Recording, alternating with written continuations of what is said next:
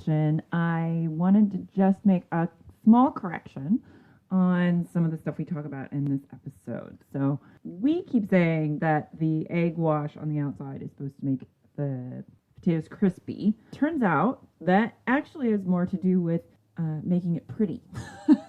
It's actually encouraging the Maillard reaction, so that you get a nice brown color on the outside of your Duchess potatoes. So just so you know, not going to be able to get real crispy, although you are going to get a nice texture from that egg wash, but crispiness is pretty much out of the question. I'm still going to try and figure out if there's a way to get more browning, because clearly my oven was not up to the task. But I just want to make sure you guys got the full story on the egg wash before you listen to the episode. So you can disregard all that stuff about crispiness and just focus on the fact that it's for attractiveness purposes. So anyway, enjoy the episode.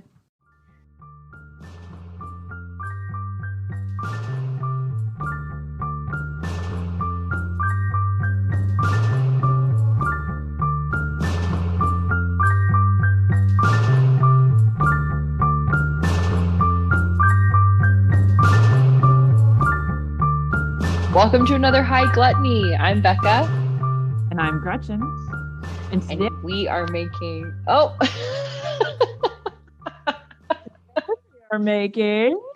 Today we are making Duchess potatoes. Or if you're me and can't stop calling them Duchess potatoes for some fucking reason. And our recipe, we use the recipe right out of the 7th edition of the Pro Chef. And away we go with some analysis of that episode. Yeah, as always, you get to hear our thoughts once we've taken enough time away from the recipe to hopefully remember them still. Oops. That we actually get to listen to them again. Mm-hmm. That's true. Yes. Anyways, yeah. So Duchess potatoes. This is a really fun way to just spice up your Thanksgiving or any other fall dish that you would normally have a potato with, and probably in particular a mashed potato. But this is a really fun, beautiful, and curvy and exciting little potato dish. Curvy and exciting potatoes. That's what you get from us here at High Gluttony. Curvy and exciting potatoes. Also, never trust a fingerling. Yeah, if you listen to our last one, we discovered that fingerlings come up in all potato categories, and so they can never be trusted, and never get a fingerling if you need a specific type of potato. But also, I love fingerlings. or make sure you're getting them from your local potato farmer who can direct you towards the right variety, because they would know. They would know. That's right. So more potato talk coming your way. Duchess potatoes. Potatoes. Can't stop talking about potatoes. Oh, it's great. Okay. Carbs are opiate. Did you know that? They can be in the opiate family? No, but I guess that makes sense because they're like sugar addictive. So anyway, okay. Duchess potato intro. I read this sort of earlier. But not really, because you're like, what world level is this? And I was like, I don't even think I've figured that out. Well, do you want to talk through it real quick? Sure. I want to say world level 1. Would you agree with that assessment? I think maybe 1.5, only because if I wasn't making it side by side with you, I would have been really intimidated by not necessarily the piping part, but more the process of keeping things heated, mixing the potatoes, adding the eggs, and keeping that balance of hot, but not too hot for the eggs. And so I think going into it, I would have felt really uncomfortable. I don't know that I would have made this had I been just seeking out a recipe on my own, but going through it with you, and hopefully once you've listened to this, it is actually really pretty smooth. So I totally understand why it could be world level 1. Well, I'm thinking, because I don't know that we definitely haven't gotten to 3 or 4. So I like that we've at least stayed within world level 1. I was going to say this might be a world level 2 because of the piping part. As you said, you'd never piped before. So, And I barely did this time because my star tip was way too small at the tip. And so I ended up having to take it off and just use the piping bag hole basically as like my guide. But it worked out fine. I mean, it was actually pretty easy, but there are a couple of steps and we didn't follow them exactly. And maybe we should have followed more of them exactly, but it doesn't matter now. I don't know. Well, okay. So we did decide to bake the potatoes versus doing the recommended method, which was taking either peeling the potatoes and boiling them, then draining them, and then baking them in the oven. We decided to skip all of that and go straight for baking the potatoes, because why put moisture on your potato when you're going to take it back out? Someday I'll do an experiment. I don't know. And I think that would have been perfect, except for we both had a couple of larger potatoes that probably should have baked just a little bit longer. Yes, this is very true. Trying not to say and then I couldn't talk. So I was really? Oh man. To say it, get that thought out. Anyway, of course, now I forgot what I was going to say too. So good times all around. Good times. High gluttony times. Anyway. I guess basically we're saying it's kind of a 1, it's kind of a 2, it's somewhere in between. And part of it depends on your comfort level with piping and eggs and all that stuff. And all of that. And all that stuff. Get comfortable with eggs. Anyway, I don't think we got anything particularly wrong about this, aside from our difficulties with also deciding to skip the step of removing the skin before putting the potatoes through the potato racer. So I do think this is a perfectly fine method, but it does seem to depend on the size of your potato. So smaller the potato, the easier it's going to be to get it out. Now, this is also where we might run into some of the stuff that we found with where we didn't cook the potatoes as long. So maybe just cooking them for the proper amount of time would also help, because it was those larger potatoes that we were having trouble with. A little bit not sure if we just didn't bake it enough or if skipped a few steps. I think we do go over that fairly in depth in the episode though, so might have to I think so too. in there. But because we both use potato racers for this one, which are pretty easy to find if you don't have one. It seems like that is the easiest way to go. And as Gretchen recommends, it's the most space economical in terms of taking up your cabinet storage. But the ricer makes it super easy. And if you do end up in a situation where we did with either slightly undercooked potatoes or maybe thicker skins or something, you just have to kind of intermittently pull those skins out of the ricer as you go, or cut the potatoes in half, and kind of problem solved. Right. Yeah. We could have helped ourselves by cutting the potatoes in half or making sure they were all the way cooked. But yeah, part of the good thing was putting it through the ricer was also that the parts that didn't cook didn't go through. So we were able to pull those out. I actually re-roasted them again the next day. I just wrapped them up in some parchment and then re-roasted them and used them to make gnocchi. So yum.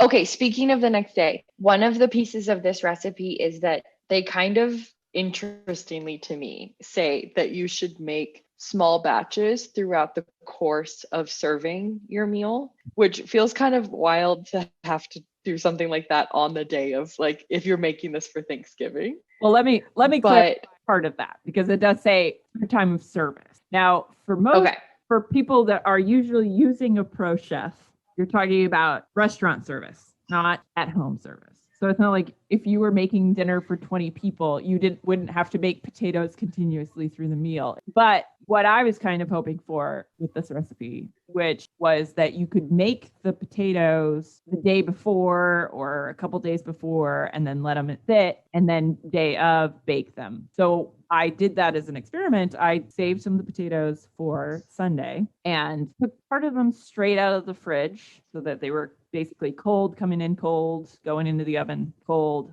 and then took another 2 and brought them out of the fridge, warmed them up to room temperature first for about an hour, and then baked them. I do think that the ones I baked the same day were the best. That being said, baking them the next day, they didn't suck.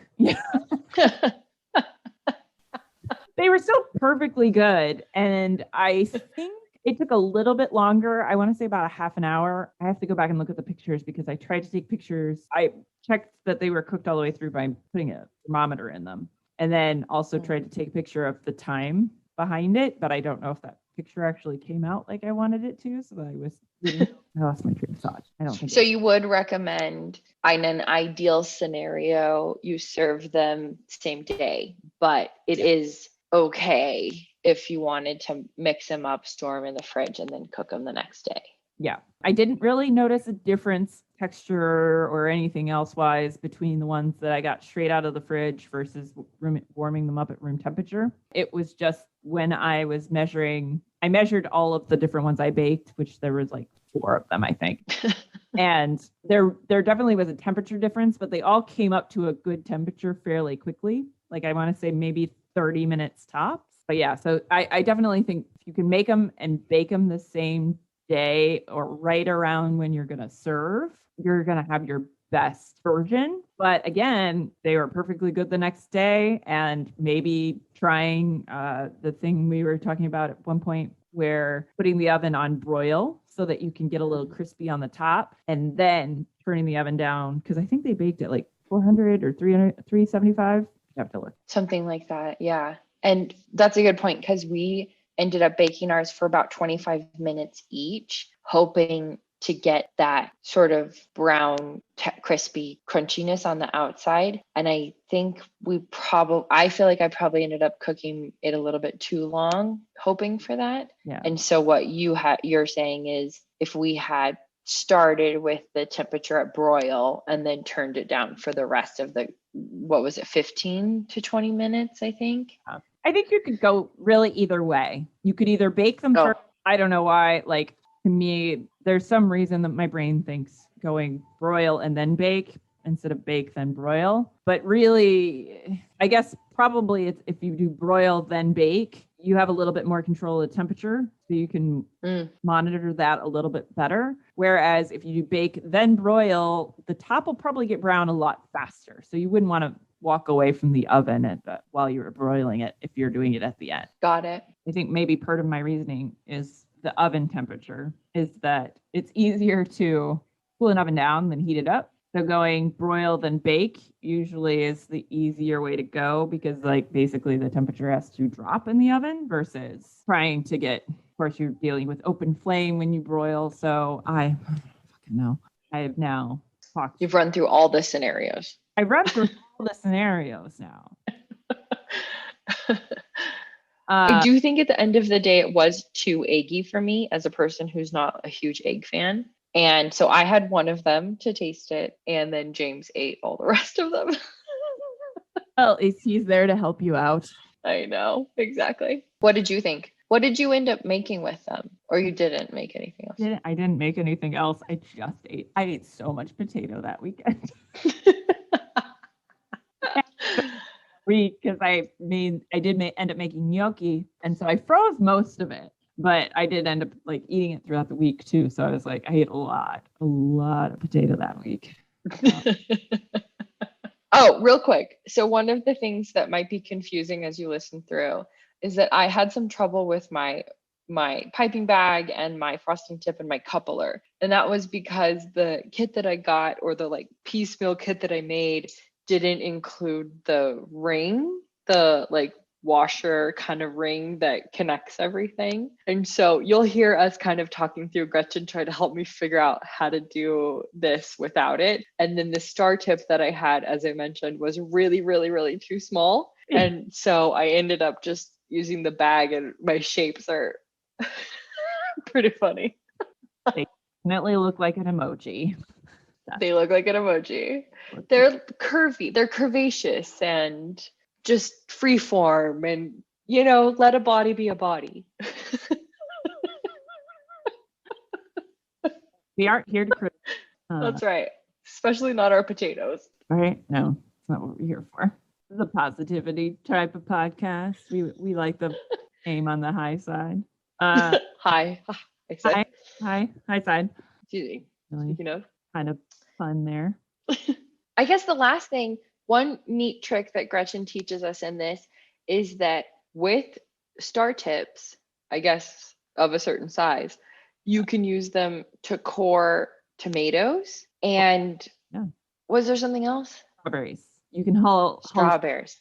with them. Hull strawberries and tomatoes. Yeah. So a nice little trick. Yeah. Not exactly related to this recipe, but yeah, it's just a handy trick. And I guess really like depending on the size of your star tip, you can really use any size star tip to take the stem section out of any, what's the word I'm looking for? Tomato? Any tomato? Anything with a core? Anything with a core. Yeah. Well, maybe not anything. Not an apple. No. I was like, no, I don't want anybody to think that. That's not right. Back it up. Back it up. Boo, boo. Anyway. But we are sharing a video, of course, on Instagram.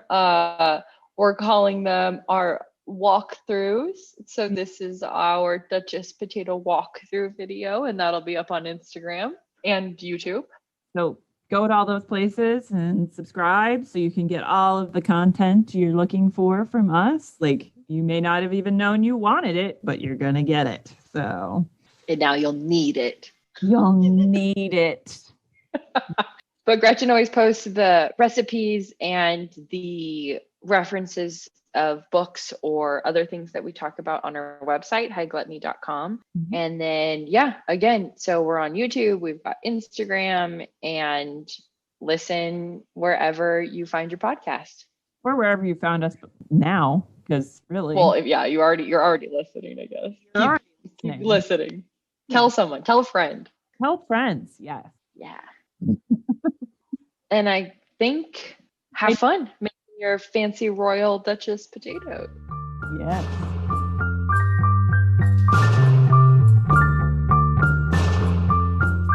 I think I'm doing 2 pounds of potatoes. Is that what you're doing too? I figured just a little over. Yeah.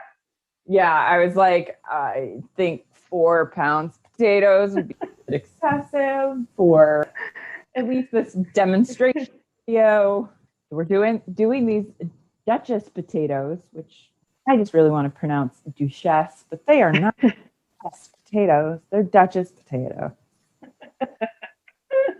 And I'm excited because the only connection I have to anything royal along the Duchess lines is that I used to read a lot of romance novels that always had like this woman becoming a Duchess or getting into a family that had some like Duchess as part of it. So I'm very excited to bring this to full like life in front of me. Beautiful little towers of crispy potatoey goodness.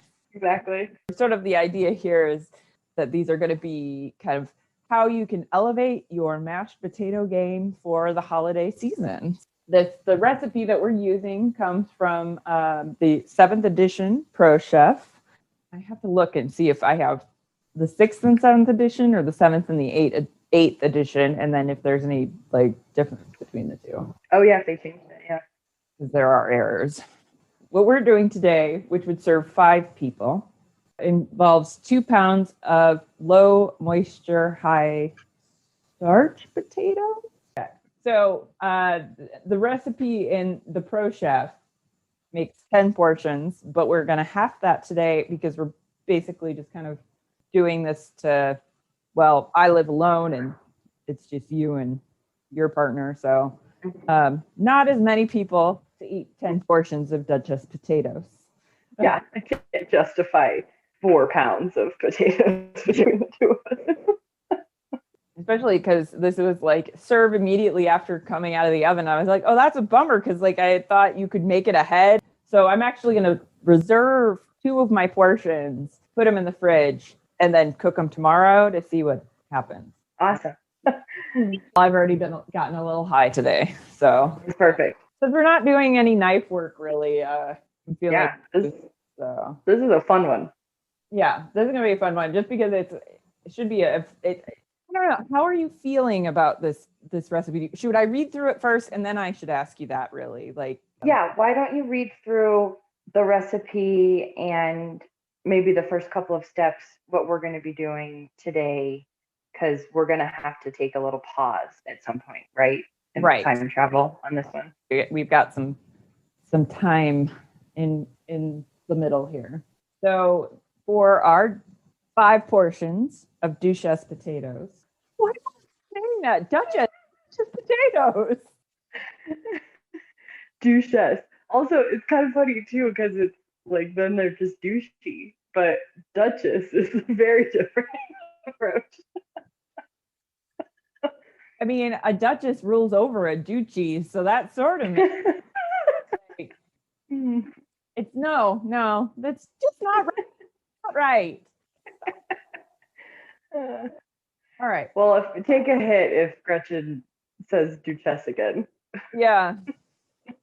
I say it again. Y'all get to either take a drink or take a hit. Yeah, exactly. Yeah. Here's to enjoying your fuck ups. All right.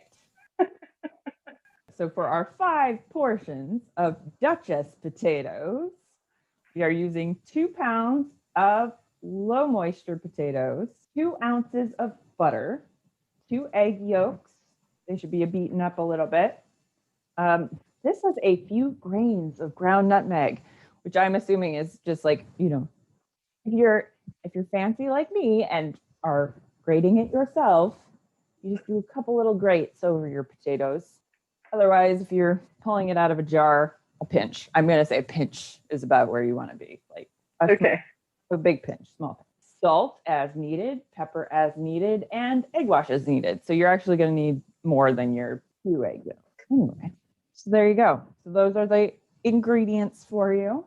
So it's great. Not a lot of ingredients. Pretty straightforward. A lot of mashed potatoes often have cream or cheese or something added to it. So this is kind of interesting. It is interesting. Yeah, because for a second, when I was looking at the pictures you took, I was like, I didn't think there was cream in the recipe, but it was like salt. It was the salt. I kept thinking the salt container was cream. I was like, I remember there being cream in that, but I was like, oh, it's like they're kind of like mashed potatoes. I'm assuming there's no cream in them also as a part of that because you're trying to get kind of a crispy outside. So that's why you don't want to be introducing cream, which has water in it. Well, higher water content because your butter does have a little bit of water in it, but not a lot. So you said crispy. So talk us through how are we going to end up making crispy mashed potatoes? Oh, Becca, here we go. So step 1, clean, scrub your potatoes, and we are going to bake ours. So you want to make sure that you get them pretty dry. So alternatively, if you want to make more dishes and more work for yourself, like, you can not on purpose, which requires you to scrub your potatoes, then peel them, then quarter them, boil them until they're tender, then drain them and put them in the oven to dry them out, which I'm like, this is so many steps to be doing to add moisture to potatoes and then dry them out again. I'm like, that's dumb. It's just dumb. So we're going to skip most of those steps and actually leave them in the skin. I did discover that it was kind of good to poke them a couple times with a fork just to let give it some place for the heat to penetrate a little bit. And we're going to bake them in a 350 degree oven. We're going to bake them for about 50 minutes. And our potatoes are approximately, because I weighed them after I baked them. So I did a trial with 3 sizes of potato. The first one was 2.2 ounces, and that took 40 minutes to bake. So if you have smaller potatoes, they're going to bake a little bit faster. Becca and I are going to have potatoes that range from about 4.5 ounces, which took about 50 minutes, up to 11 ounces, which was the biggest potato I had. And that one took about 70 minutes to cook. Then once you've baked your potatoes for 50 to 70 minutes, depending on your size of potatoes, 40 to 70 minutes, cover all your potato sizes. You're going to take them out of the oven and either put them through a food mill or a potato racer. If you don't have either of those, I'd probably recommend investing in the potato racer just because it's a smaller utensil. It fits in a lot more places. I mill, it's pretty big. And my food mill, I think these are silicone parts because part of this recipe is going to require warming up your utensils that you're going to press with. And so my potato racer is actually all metal versus my food mill, which has got some either plastic or silicone parts. I don't want to put those in the oven. I'm not going to be using that. I think you might also be able to make these using a mixer, but I'm not 100% certain on that. And I decided to forego the mad Gretchenist experiment of trying to do two types of Duchess potatoes. Take it. I mean, I have to take a hit too. I guess it does. I guess so. Well, and if you have to, then I have to. Okay, back to it. So, because you had thought you would do a test run of doing one in a food rice in a potato ricer and one in the kitchen in a mixer. Yeah, but I just decided that was too many things to try and be doing because I saw a potato racers today. And so they're out there. They're not that hard to find. They're not terribly expensive. Turns out now you can get them with different size plates. And so you can push different things through at different sizes. So if you for some reason, the only other thing nope, I lost that thought. Never mind. All right. Moving on. Moving on. So we bake them. We bake them. We get them out of the oven.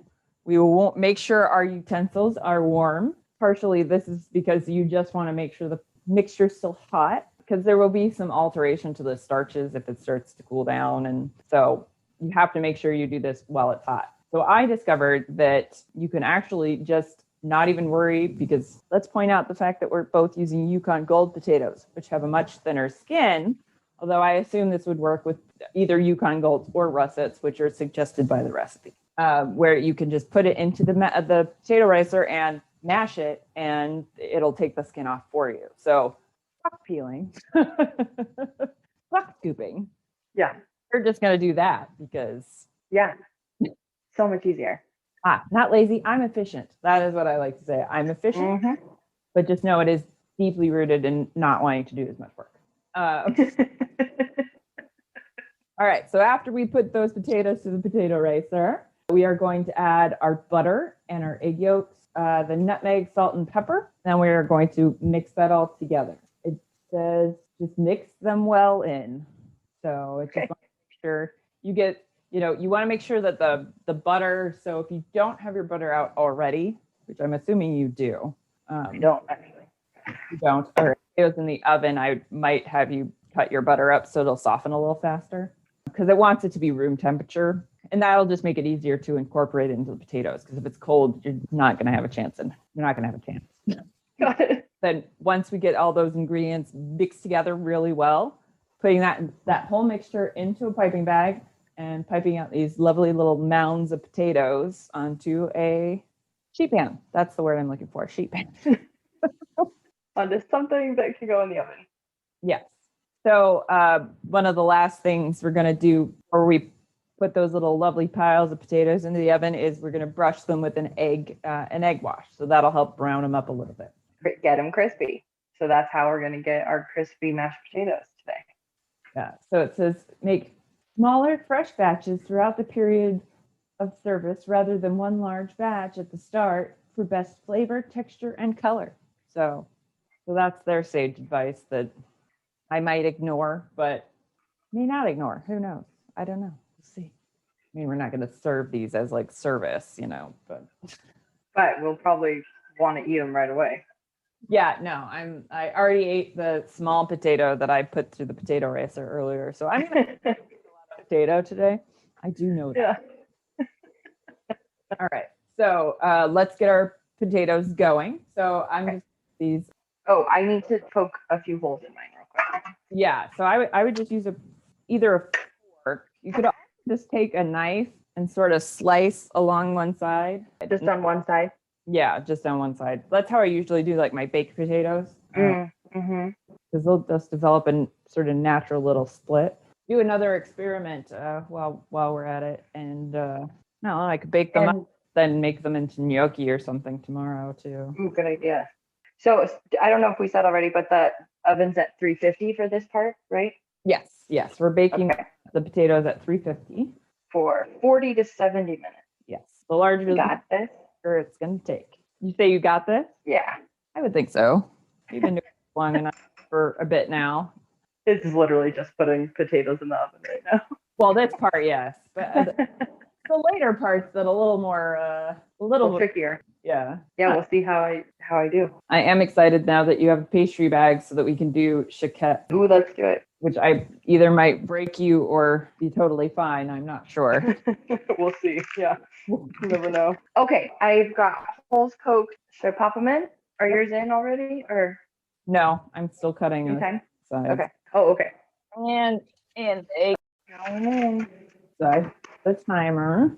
Stick hard and fast to that 50 minutes though, because we are going to have to check, poke them. But that should be 50 minutes at least, gives us enough time, like a good enough idea that we don't have to keep poking them every 10 minutes. Well, this just says into the desired shape. So you could really pipe these into whatever shape you would like, I guess. Fun. I'm kind of just going to go with the standard piping, but I think I am too. Too many options make me intimidated. I think we need to get fancy or anything. But hey, people listening to this, you get crazy. We want to see your crazy just potato shape.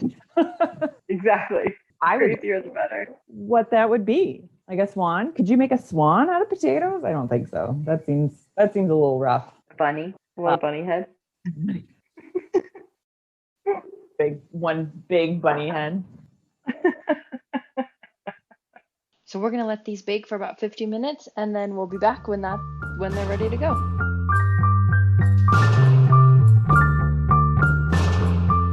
But my rice are on the oven. Is there anything else that I should try to start warming? I think so. Because it definitely said the butter should be warm, but not melted. Melted. It's getting pretty room temperature, but So yeah, just make sure you're kind of paying attention to how near to it's getting. But other than that, I just rotated it, um, keeping an eye on it. I told you that I put on. No, I didn't tell you last night that I put on my roller skates and I found like this shiny pair of leggings that were in my closet that I've like never ever worn. I put on my shiny leggings and roller skated on my patio for like half hour, 45 minutes.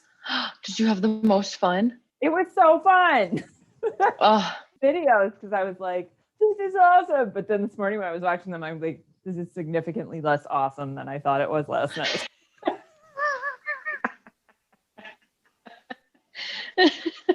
But I still put them on Instagram.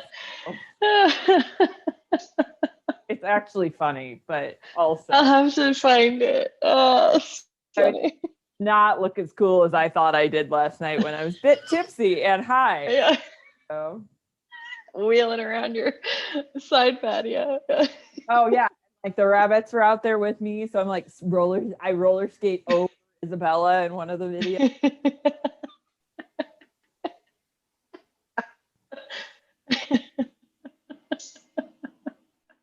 I'm listening to, you can hear Lizzo in the background because I almost neighbors, and it's getting late. I'm sure they don't really want me to be blasting Lizzo right now.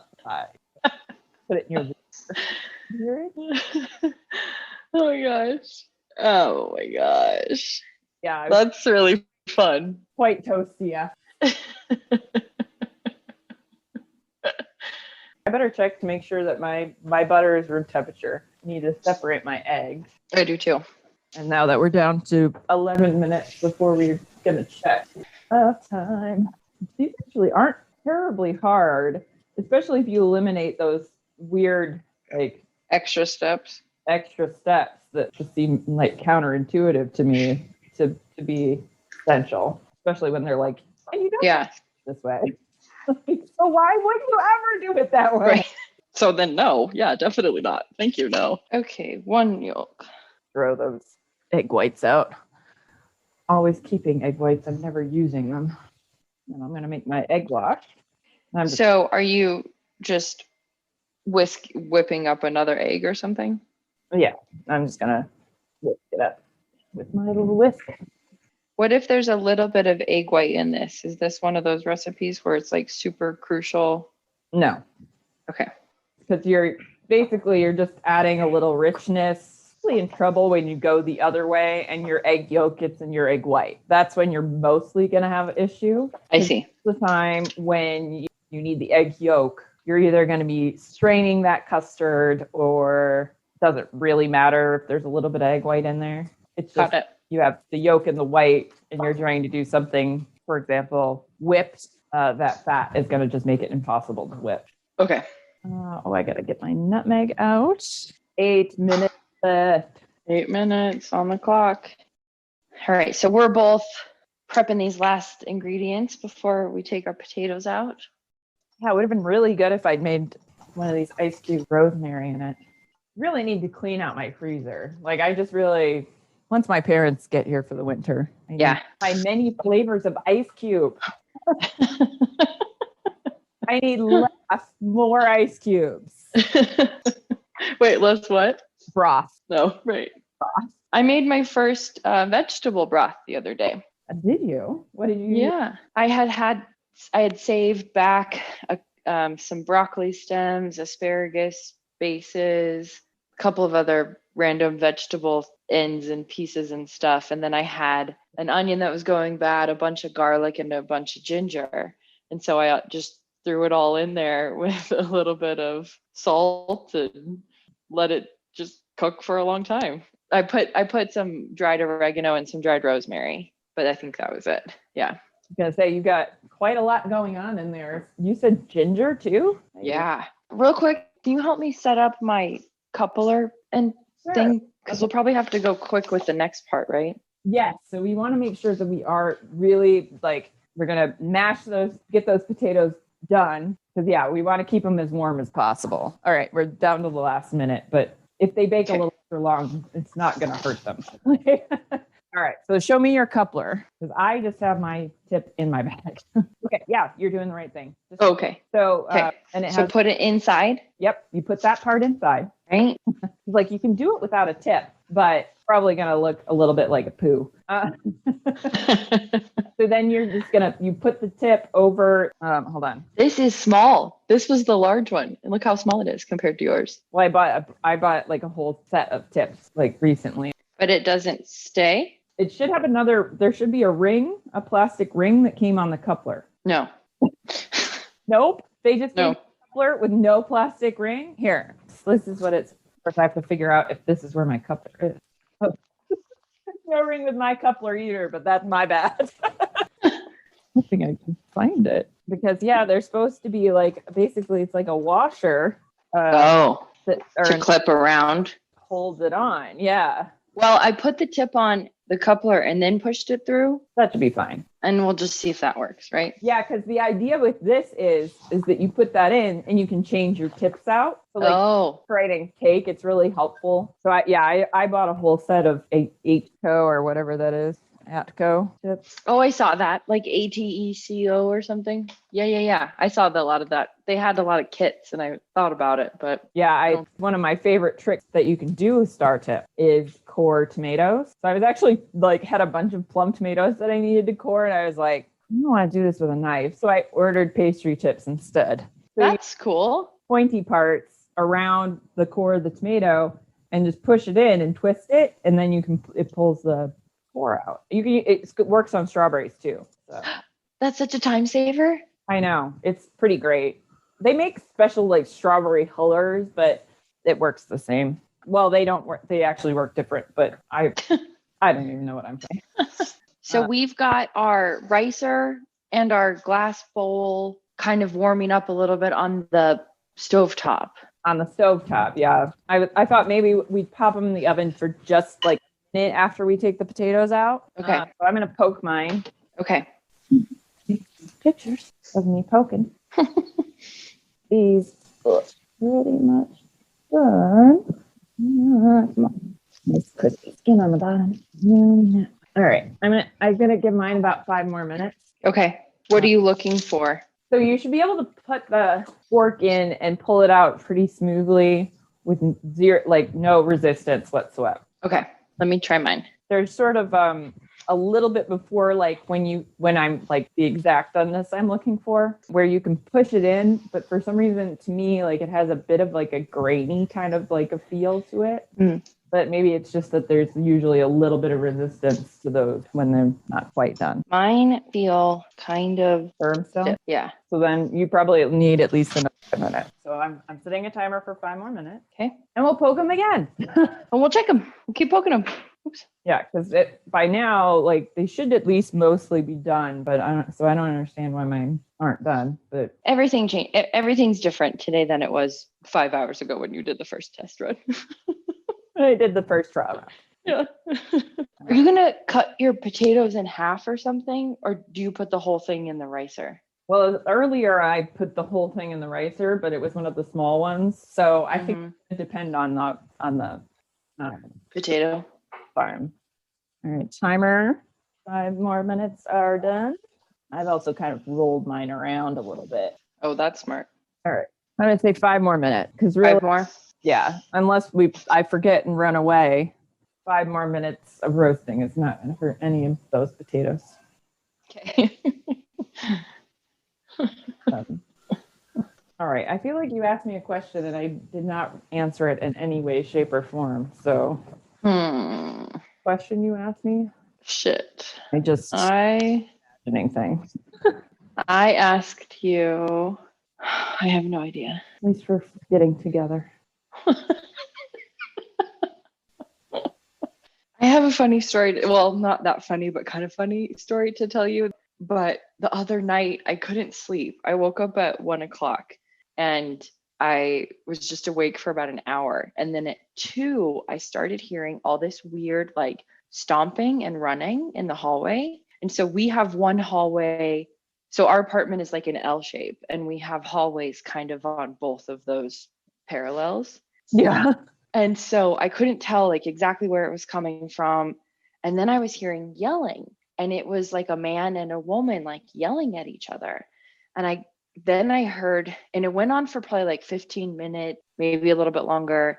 And I was like, okay, I guess they're just arguing. And then the woman starts screaming, please stop, and is going like, ha, ha, ha, and it's getting like louder and louder. And I sat up at this point because I was like, oh my God, someone's being like fucking murdered in the hallway. And James always wears earplugs, and I thought it woke him up because he kind of like tousled around, and I realized it didn't wake him up, and so I didn't want to wake him up. So I came to the door, and I'm standing at the door trying to listen, and our doors don't have peepholes, so I can't see anything, and it's an interior hallway, so there's no windows or anything to see what's going on.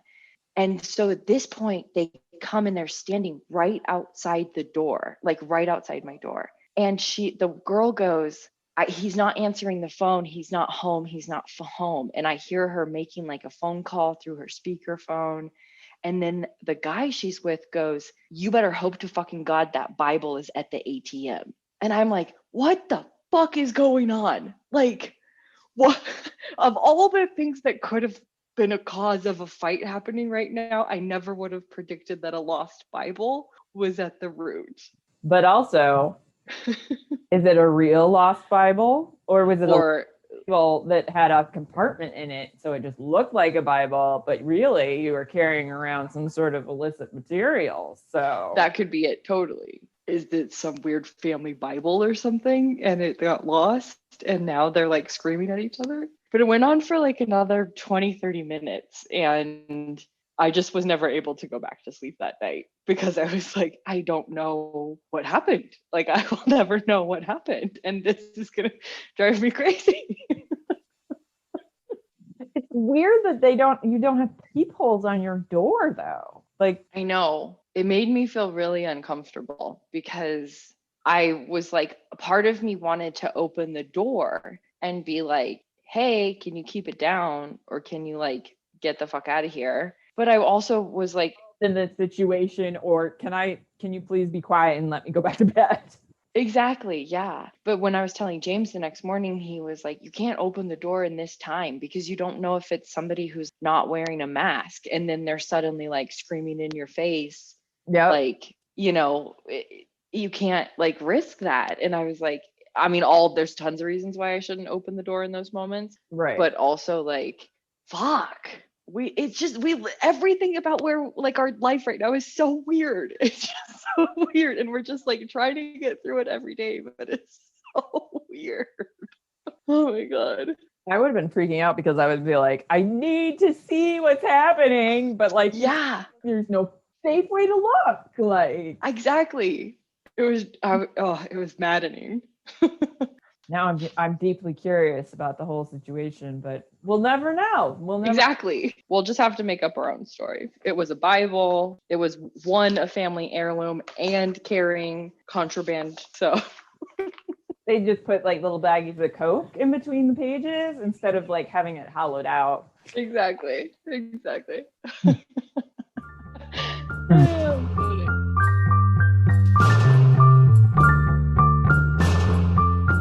All right, it's time to poke the potatoes again. It's time to poke them. It's poking time. Potato poking time. Oh, yeah, one's good. All right, that one's good. So not only should you be able to slide, you can hear me dropping the potatoes because they're now soft enough where they're just falling off the fork. And that's basically what you're. Okay, so I think mine are probably done then too. My one big one could probably go a teeny bit longer, but I think it's okay. Yeah. Oh shit, really hot. I'm pulling my potatoes out. I'm gonna stick my bowl and my ricer in for a couple minutes. They've been sitting on the top of my stove trying to warm up, but I just want to make sure they're good and warm. The ricer feels pretty warm right now. Get my brush out. Ingredients ready. So we're just making kind of a poop emoji shape. Might have already said that. Yeah, it's a poop shape. It's like the poop emoji. That is exactly what you're going for. Okay, got it. Yeah, no, I don't have a better analogy than that. So Okay. So I'm going to grab my potatoes out. I only need 2 ounces of butter, don't I? Got the whole stick out because I wasn't sure what I was doing. Yeah, if I make gnocchi with the rest of the potatoes, then I'll at least have gotten a practice in before we do it for the podcast. Perfect. Taking my bowl out. Okay. I'll take mine out. Take my ricer out. All right. It's time to rice. Yeah, my ricer has a pretty good sized bowl on it, so you can get the whole potato in. I can get the whole potato in. Ooh, Please. this potato might not have been completely done. Whoops, that makes it a little harder. Oh, either that or it's just the fact that the peel is still in there. It makes it a little bit harder to get out. I don't know. Yeah, my second one is going. This is hard going. You might have to stop and take the peels out every once in a while. Oh yeah, I am in between. I think it's just a little. Mine probably could have gone a teeny bit longer. All right, so we may. Oh no! Uh-oh, what's happening? We discovered why it says to take the peel out. Then I get this. Oh, come on. Okay, there we go. Oh, come on. There's a life. Ugh. How are you doing? I'm doing okay. I think I could have gone a little longer on cooking mine. So some of my bigger ones are a little hard to get through. Yeah, there seems to be an issue here. Okay. Hard to do it with a mess on. I'm making a huge mess. Okay. Go. Yeah, that's definitely worked a lot better with a small potato. I think the large potatoes make it a lot harder. Yeah, for sure. And do you think that we should have cooked them longer, or we should like cut them in half or something? Gonna take an extra half hour just trying to squeeze these stupid potatoes through here. Seriously? Like keep it hot, but so I don't know if you heard me, but I was wondering if we should have cooked these bigger ones longer, or if we should like cut them in half or peel them. I think it might have been a peel issue. Peel issue? Okay. Oh yeah, the smaller ones that I have are way easier to squeeze. Okay. Yeah, it might be like, if you cut them in half and just plop them in there, then you've got like, somewhere for the flesh to go that doesn't have potato in the way or skin in the way. Play-Doh? I said potato, but oh no, at least one of my potatoes. Never mind. One of my potatoes needed to be in the oven longer. Okay. So combo. So, and do we change the oven temperature, or does it stay at 350? Oh no, it's got to go up to 400. So Okay. all right, 375. 375. Putting my 2 ounces of butter into my potatoes. Okay. And salt, pepper. Oh, I'm gonna grind my pepper, so although that's not too loud. Not at all. All right. Butter's going in. Salt and a little bit of nutmeg. Oh, do not drop the whole nutmeg into your bowl. How much salt was it again? It says as needed. Right. Okay. I'd put at least a tablespoon in, probably. Okay. And if that ends up being way too much, I'm sorry. But I don't. I love salt. So, Oh, this bowl is still very warm. and a pinch of nutmeg for me since I don't have fresh ground nutmeg the way Gretchen does. Oh, Nope. no, sorry. I found a giant piece of skin in my. Oh. So I guess that's another point for why you would want to remove the peels early. Sure. All right. Now I'm going to put my in. Put your yolks in. Yeah, my yolks. Big yolks. So then I did do a little light mixing with the other ingredients first, cool them down just a smidge so there was less chance of me putting the egg in there and having it cook before I get it mixed in. Got it. Now, that does say it should its shape when dropped off a spoon. Okay. Mine, yeah, it's definitely, it's good. It's coming off the spoon at all. Yeah, not at all. So this is me. There you go. All right. Okay. We're ready to put it in the bag. Yep. Is this going to be your dinner or are you going to have something else with it?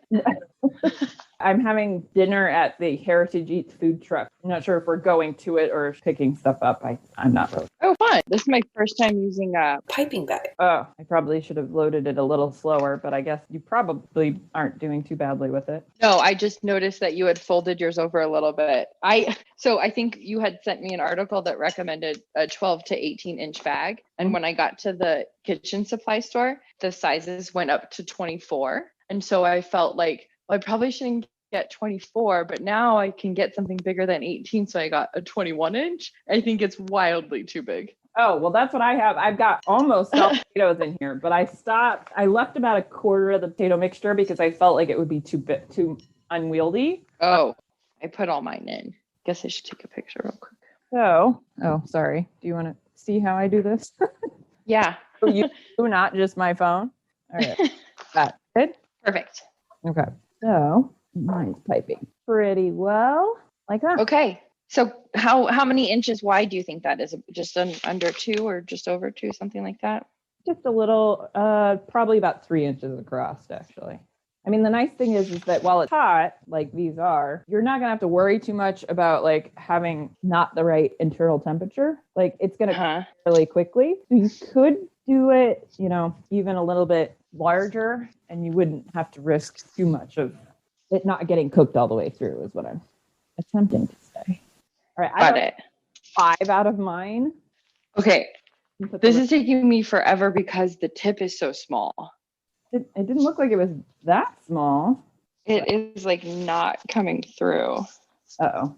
I don't want you to have to take your thing out, but like take the tip out and just use your coupler as a plain tip, I guess. Okay. Shoot. Oh my God, yours looks so fun. It looks a little bit different shape for one. So if I take the tip off, I have to take everything out of the bag. Yeah, that's why I was like, I don't want to have to make you do that, but I also feel like it might be faster than what's happening. Okay, I'm gonna do it real quick then. Oops. I think you're mostly worried about like the actual mixing process, and I'm sure it's easier to pipe them when they're warm as well. Okay. But taking them out for a minute to get the tip out is not gonna end your life. Okay. 10 more in there? But no. Try that again. Much better. A little bit easier. Got it. Yeah. I was like, I think you might be struggling a little too hard there for it to be not worth. Yeah, that wasn't worth the energy. Yeah. It's like I hate me by the time you get that done. Damn, these Duchess potatoes. These douchey potatoes. Douchey potatoes. Why did I let you talk me into this? Oh my God, mine are a mess. This is funny. Well, my ridges are definitely flattening down while I'm trying to brush the egg yolk, the egg wash on them here. I'm gonna take these other ones off the tray. See if I can pick those up without destroying them. The other foot. Isabella decided she did not want to be in her cage today. Oh, why? Usually Isabella's in her cage and Aria is not. I figured it was fine to give A little space. day out. Yeah. Just as a reminder, these are the bunnies that have been fighting everyone. so they can't both be out at the same time. Nowhere to so tough. I'm gonna open my egg wash here. Figure out what I do with my brush. And so tell me again about the egg wash, Gretchen. I don't think we talked people through what's happening there. What's happening with this? So it's help brown the potatoes a little bit. So it just sort of makes things look nice and gives it a bit of a shiny appearance. And so we just whisked one egg together. Yeah. And I'm brushing it on. I could have whisked mine a little bit more. I'm getting some large chunks of what's called albumin. Oh. They're just like falling onto the sheet pan. So I've got 2 shapes here. I'm putting mine into the oven. Okay. Or should I wait for you? I will be just behind you. I am egg washing now. You're egg washing, so you're close. Yeah. All right. So I've got this. I'm putting my thing on 10 minutes. See where we get to at that point. I know, Aria. It's so mean of me to make you stay in your cave. She's not used to that. She's not used to being restricted, no. Yeah, she thinks she's the boss. Okay, I'm putting them in. They are, oh my God, Gretchen, you're going to die when you see these. I was going to say, you are barely even a minute behind me. Okay, great. Phew. Well, that was fast and furious. Yeah. Sorta. Did your family often have potato side for Thanksgiving? Or what did you often do for Thanksgiving? Always, and almost always mashed potatoes. Like, I cannot remember a single Thanksgiving where we didn't have mashed potatoes. Totally. They're such a classic. Yeah, we always had mashed potatoes too. And then when I started going to Thanksgiving at a friend's house, I became responsible for mashed potatoes. But it made a big difference having a ricer. I love a smooth mashed potato. Like, yeah. I'm excited. I think this will be fun. People should definitely try it. It's a little bit time consuming on the day, I imagine, when you're already kind of moving and jumping around. Yeah. But we know a lot of people are home and can't travel right now or shouldn't travel right now. So why not make Duchess potatoes this year? And I will report back on my findings from putting them in the fridge tonight and trying to cook them tomorrow and seeing, what the result is. Because then if you could at least make them ahead of time. So what I'll probably do is take part of them out and put them in the oven right out of the fridge and cook them and see how that goes. And then I'll take another set, because I've got 2 containers right now. So I'm like, okay, that's easy partitioning. And take the other set and let it sit at room temperature for like an hour. And then bake it to get it back to, a little bit warmer. Mm-hmm. Yeah, I definitely needed to cook my larger potatoes a little bit longer. Me too. Nice thing is that with the ricer, it just doesn't smash those parts. So yeah, just pull them out. Keep going. Keep going. Yeah, pull them out. Is there anything we could use these skins for in a second repurposing or a second life or something? Well, I mean, I thought about you could stick them back in the oven and like crisp them up and like eat them just kind of like a oven crispy potato thing. You could also fry them. I mean, I love a good potato skin. So yeah, as its own thing. Oh wait, okay, good. I didn't set a timer. Yes, you did. Yes, you did. Well, I can turn around and look. So with that's helpful too. I'm getting so much better at cooking by doing this podcast because like half the time I forget to set a timer. And now I'm like, now we need to so that we can report these to people. So timer is important. Oh gosh. Yeah. It's going to be an interesting Thanksgiving. You'll have your parents there. Yeah.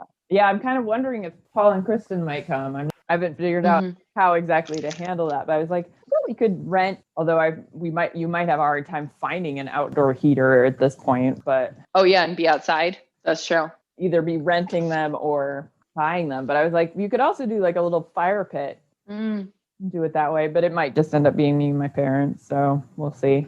Somebody posted on that apparently the guidance in California is you can only have 3 of your adult children at the Thanksgiving. And she was like complaining. Okay. She's just like, oh my God, I can't believe they're telling us what to do for Thanksgiving. And I was like, really just a general guideline. Well, so here's my thing about that. And I'm like, you do realize, this is a guideline of how to do it safely. It's based on science. So all they're trying to do is tell you how to have a family gathering safely. So I don't know if you've registered that I just said that mine are nowhere near done. Okay, let me check. I'm putting another 5 minutes on the timer. I'm actually going to spin mine around. Okay, I'll do the same. Yeah, mine are not done. Not even remotely done. I'm so furious about, well, everything, because it's Right.